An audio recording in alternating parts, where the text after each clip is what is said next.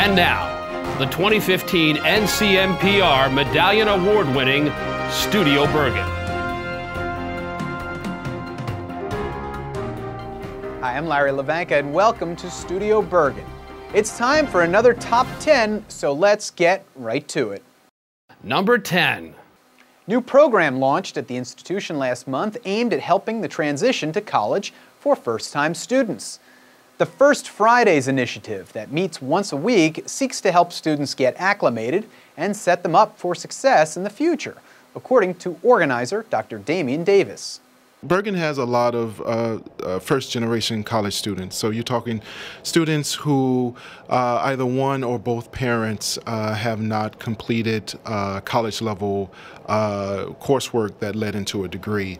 Because there are a large amount of students here who are first-generation or first-generation citizen students, it's important that Bergen provides spaces and places for students to help them be a resource for them. Davis said the group helps students cut through the vast amount of information they receive and give them support. Sometimes it can just simply be overwhelming, for students to keep up with what's happening. And then oftentimes, once again, what is unique to this particular kind of student in terms of first generation is that they're not as connected to campus. So finding just different, very maybe creative ways to get information to them. So right now, it's just about students stopping by, me introducing myself to them and helping them to get connected. I have a bunch of information out here pertaining to financial aid, registration, career information stuff, just getting information to them. Number 9. The Bergen community came together last month for a celebration of Asian culture as part of a festival of food, dress, and music. The event, organized by the Asian Heritage Committee, tried to give students a window into a number of different cultures identified as Asian, according to those who helped put the event together.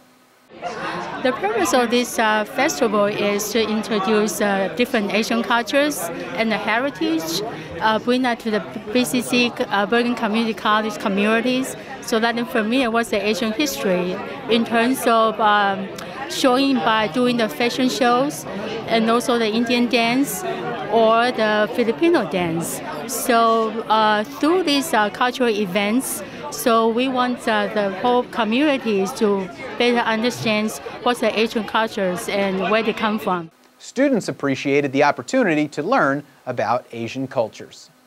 This is what I think is so important to Americans and others from across the country and around the world, because now we need to come together to show the diversity of what we are. Number 8. The college's Latino Heritage Month closed with a banquet honoring Hispanics, inspiring students' performance and achievement president and CEO, Dr. Yvonne Diaz-Cleese, and motivational speaker John Paul Gonzalez for their contributions to the Latino community last month. During the event, we spoke with Bergen Board of Trustees Secretary Joseph A. Barreto, one of 2 Latino members of the college's governing panel. He discussed the importance of advocacy. We have people that are afraid to come out of their houses. We have people that are afraid to work. We have people that are afraid to be with someone if they don't have a license or some form of ID. We have kids who are afraid to apply for financial aid even though they can. I think it's important that we unite like this and we become strong and we show that, we're here, we bring a lot to the community, and we're a force. We also had a chance to speak with Amanda Fernandez, the president of the college's Latin American Student Association.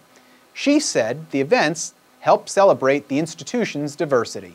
Considering that Bergen is a Hispanic-serving institution, many of our students are of the Hispanic heritage, and I think it's important to bring that community together to show others who may be not part of that culture what it means to be Hispanic, what our heritage is, and how we contribute to the community, and how, we are a large part of the Bergen community and what that means for us.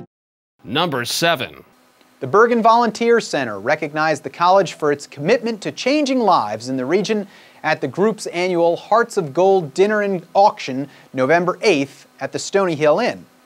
The college partners with the Volunteer Center on numerous initiatives, including sponsoring faculty and staff participants in the Bergen Leads Professional Development Program. The Volunteer Center celebrated the 10-year anniversary of the program at the dinner. Bergen Vice President of Academic Affairs, Dr. William Mullaney, spoke for the college at the event. He also serves on the Volunteer Center's Board of Directors. It has changed my life in really meaningful ways, and I've seen how it's affected my colleagues also in very positive ways that have made us better leaders, better people, and better citizens. In addition to Vice President Mullaney and President Dr. Michael D. Redmond, many of the college's Leads participants attended the dinner, including yours truly. The Volunteer Center began in 1966 when the Junior League of Bergen County and a group of concerned residents saw the need for a clearinghouse matching prospective volunteers with agencies that needed help. Number 6. Last month, Bergen joined with the nation in recognizing its U.S. military veterans. The college's annual remembrance event began in the Student Center at main campus with numerous student and community veterans sharing their experiences from conflicts throughout the world. Later, and led by a procession of bagpipes and the American flag, those in attendance walked to the college's flagpole near Paramus Road to hold a moment of silence and recite the Pledge of Allegiance. There are approximately 130 self-identified student veterans enrolled at the college. In 2013, Bergen opened its Veterans and Military Affairs Center at the main campus. Through the center, the college offers veteran-specific counselors and advisors and information on benefits, events, and resources to ensure their success in the classroom and after graduation. Number 5.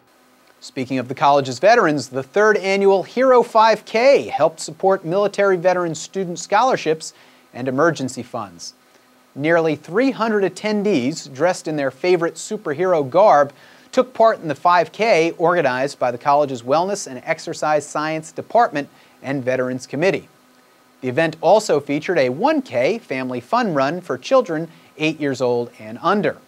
Awards recognize the top 3 overall male and female race finishers and best costume.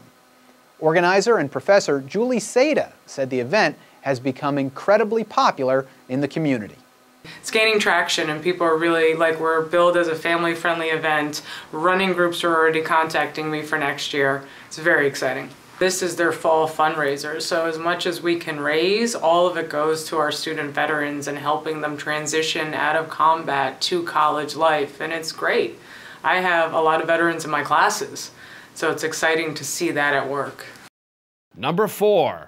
It's registration time at Bergen for students interested in enrolling in winter classes. The winterim semester, which takes place in just 12 days beginning January 2nd, is always popular with students attending other colleges, providing them with a chance to complete many general education classes and transfer them back to their home institution. For more information or to register, visit any of the college's locations in Paramus, Lyndhurst, or Hackensack, or visit bergen.edu. Number 3. We talked about the Community College Opportunity Grant last month, but if you're a student thinking of enrolling as part of the tuition-free initiative, now is the time to register. You do not want to miss out on this opportunity. Here's some additional details. There's a new opportunity at Bergen Community College, a tuition-free education. Under the Community College Opportunity Grant through the Office of the Secretary of Higher Education, eligible students enrolled for the spring 2019 semester can attend the state's #1 college for associate degree graduates and begin their path to a degree. Classes begin January 14th, so don't wait. Eligibility requirements, including an annual income below $45,000, apply. For more details, visit free.bergen.edu. For even more information on the grant, visit free.bergen.edu, call that hotline at 201-879-FREE, or email tuitionfree@bergen.edu. Number 2. The college's culinary students helped celebrate Thanksgiving a little early last month with a veritable feast prepared as part of a capstone project.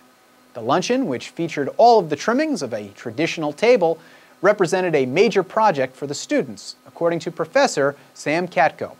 This is their term project, and what were they tasked to do with was to create a catered event.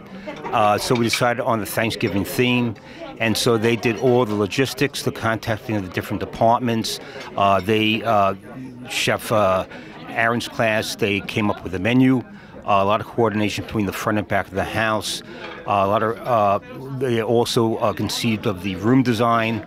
All the paperwork, as it were, the records of expenses, that they were tasked with that too. So they were sort of like their own little catering company for this event. Guests, who included Bergen President Dr. Michael D. Redmond, were feted by students like Max Espinoza. It's definitely an experience, considering the fact that, we work so hard. It's an honor, really, to, be able to put our food out here every week to people who actually, pay for it. And we have a good time. We're always under the gun here, but we always put out a really good product that we're always proud of. Professor Kadko said the project was terrific experiential learning.